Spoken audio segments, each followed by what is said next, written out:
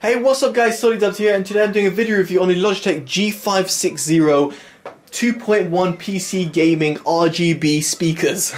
Now these speakers can be found for £210 on Amazon.co.uk and around $200 on Amazon USA. Links will be down in the description below, including a full list to the specs on Logitech's website.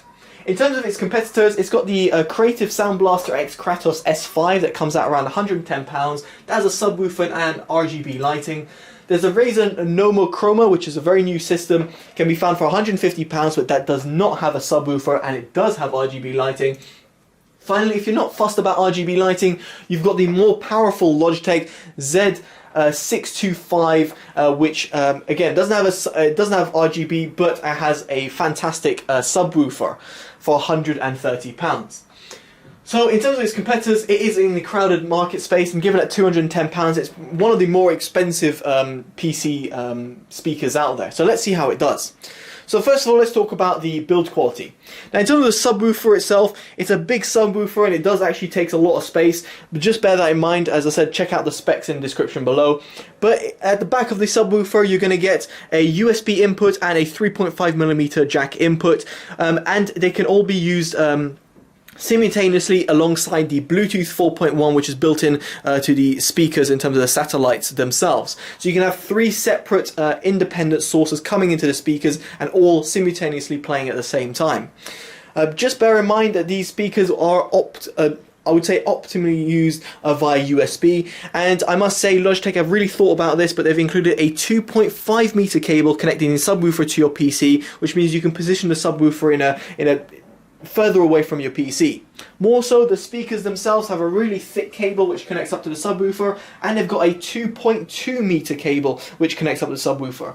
This is again fantastic because again you can see right now I can position the speakers where I want and how I want given the length of the cable. So in terms of build quality and design goes, I think Logitech have thought about this and actually have done a really good job here. Now let's just go a little bit closer to the speaker itself to show you a bit more. Now the left side speaker is just very much like the right side speaker other than its controls. So the left side speaker doesn't have any sort of controls, which I'm going to show you now. At the top of the right hand side speaker you've got a Logitech G button which can be customized to whatever you want. In the default is mute, but you can run it a macro, you can open a program or whatever you might want to have. It's a really good little feature, and its kind of textured design means it's easy to feel what is the G button when you're just blindly looking at putting your hand over your speaker.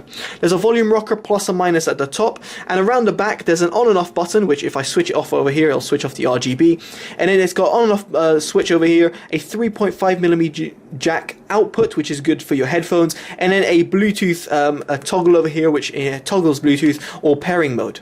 As you're able to see, the LED lights at the back are very bright, and the LED lights also stretch around the sides, which result in a really nice experience. If I just take the camera out, you'll be able to see over here that how it extends behind my monitor. I know it's a bit dusty, but it extends at the back over here, meaning it gives a good sort of lighting. Hopefully you'll be able to see the lighting over there. Now, right now it's broad daylight and I've got my light on over here, so it does not show as much, but if you're going to be gaming at night, you're really going to notice the RGB integration.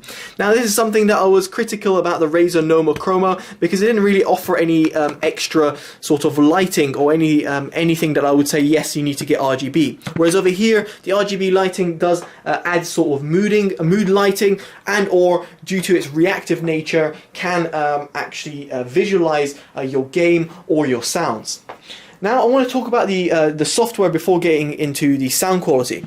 Now the software is the Logitech gaming software, and I must say Logitech have done a great job in terms of the overall software. However, there's one major problem with it, at least on my system, that I would like to point out.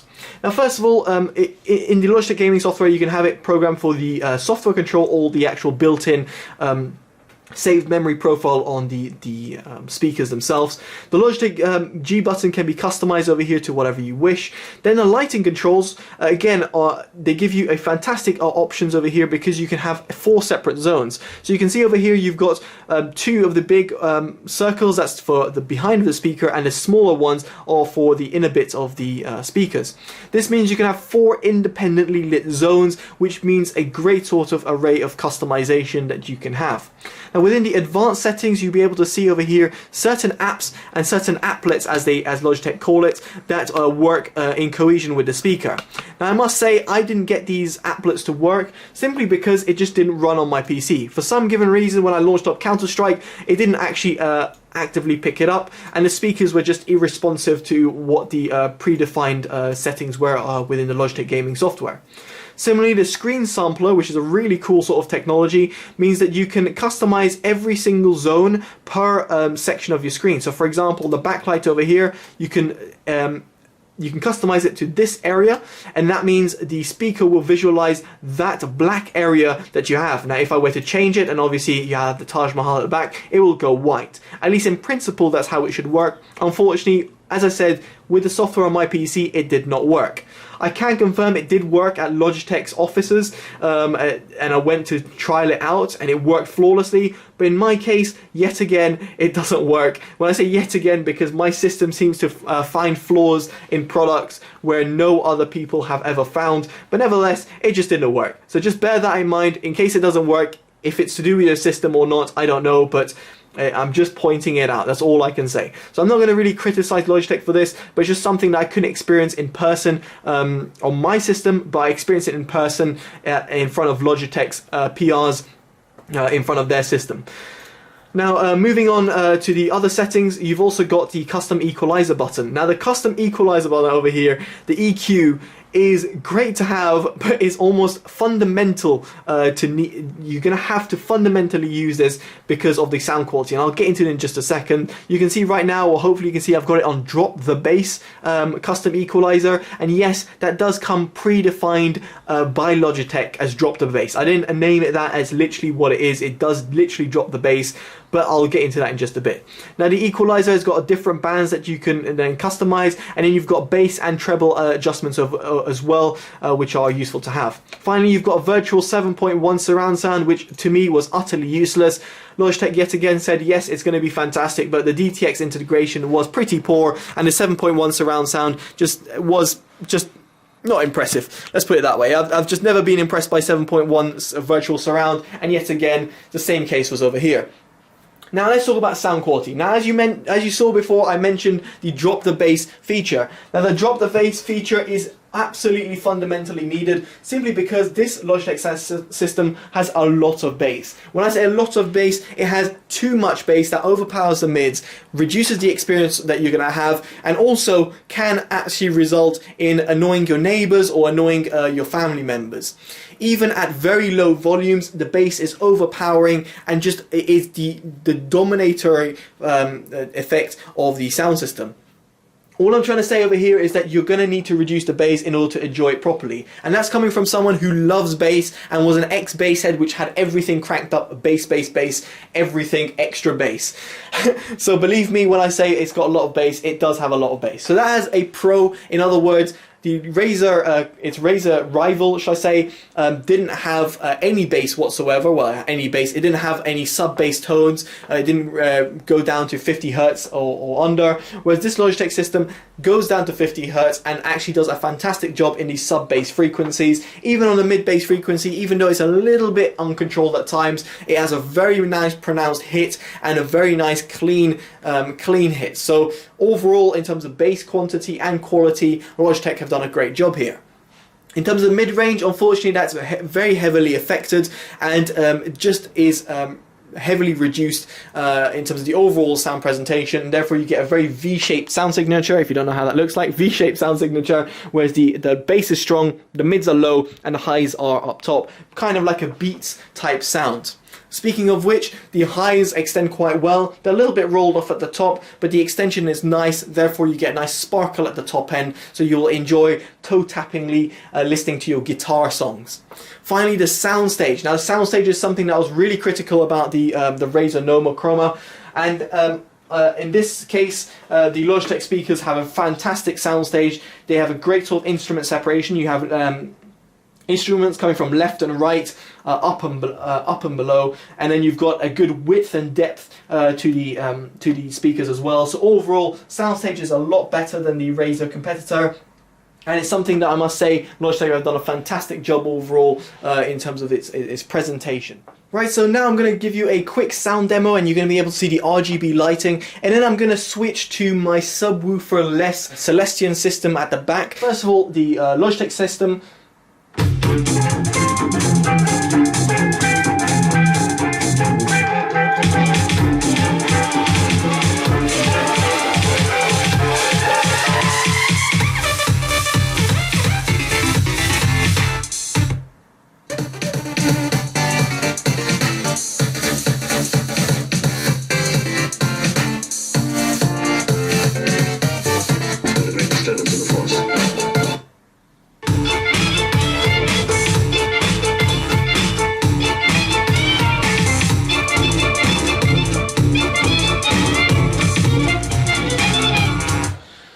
So hopefully you were able to hear right there a quick sound demo. Now what I did is I had it on drop the bass equalizer, then I went to the Celestion speakers, then came back to the Logitech speakers, and then went to the flat sound signature, well, flat, quote unquote, and then the drop the bass again. So hopefully you're able to hear what the equalizer does to the overall sound to the Logitech system, and then how it compares to quite audiophile grade, relatively cheap, well, very cheap bookshelf speakers, which basically cost £30 a pair.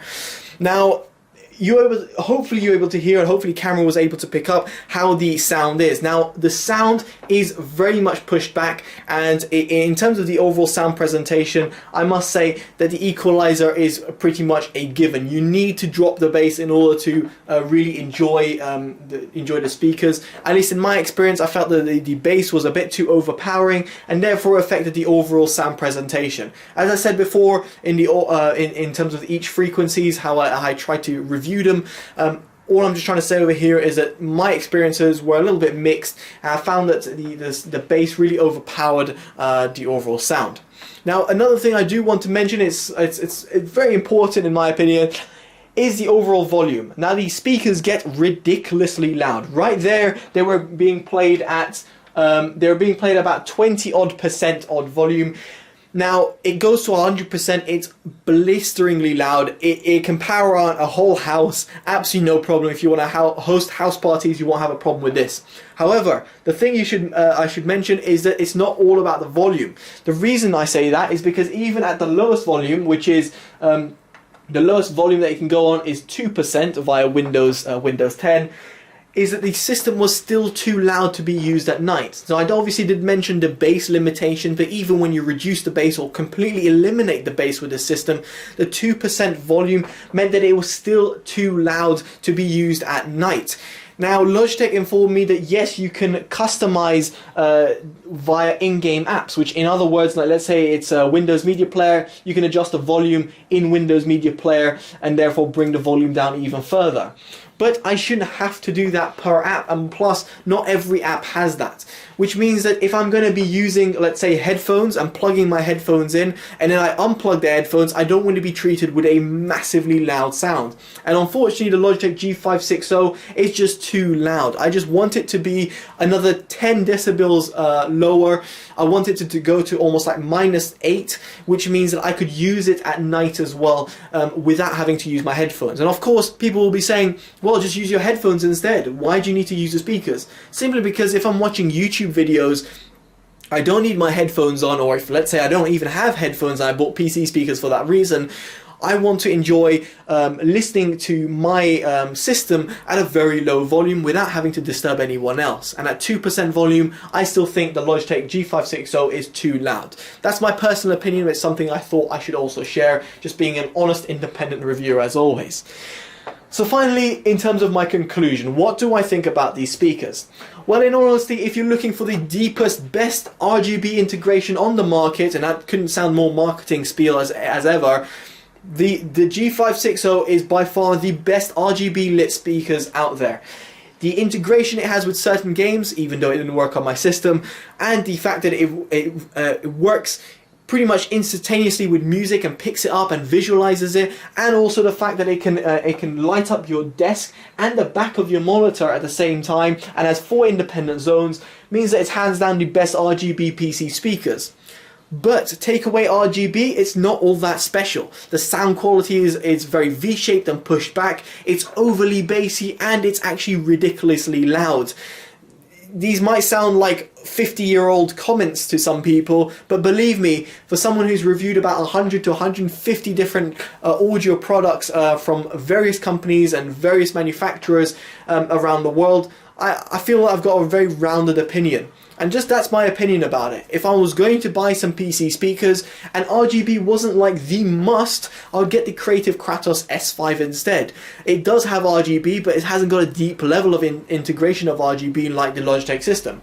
So yes, if you're looking for RGB speakers, get these. There's no other better speaker out there on the market. But if you're looking for something more sound quality, or even want to save yourself about £100, I would suggest the Kratos S5 instead.